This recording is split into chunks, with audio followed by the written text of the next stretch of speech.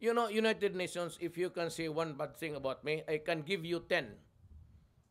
But I tell you, you are an inutile. Because if you are really true to your mandate, you could have stopped all these wars and killing. 500,000 already killed in. At the goal to call by attention. Nagpapadala ka dyan sa mga NGO. Mga newspaper clippings and critical. All you do is to read editorials. What have you done for the world, Mr. United Nations? At yung tao na yung expert ninyo, let me, you know, if he comes here, to tell him straight. Mayor Duterte would ask only 5 questions to prove that you're stupid. Only 5 questions. He will just ask you to answer 5 questions. And he will prove to the world that you are a very stupid expert.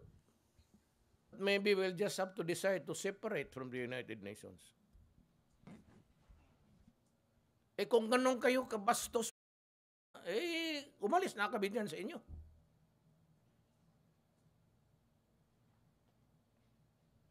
So take us out of your organization. You have done anything also. When were you here the last time? Never. Except to criticize. You done food world? Where's the food? There's the world, but there is no food. World Hunger Organization maybe. When have you done a good deed to my country? They could not control America, they could not control Russia, they could not control the bombings. And you come and interfere in my country because there are now criminals killed or even people killed. There is not even a judicial finding that these guys were innocents or these guys were really the gangster. And you just count the bodies there and say that, the United Nations must come in. My God, do you really know what you are doing?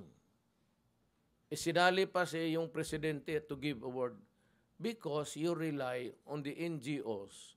And there is a lady there who keeps on also prodding people. Pilipina yan, nandyan sa United Nations. Nagbibigay ng intriga.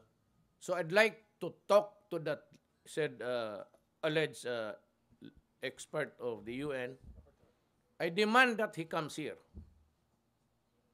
Or if he wants, we can go somewhere else to a third country.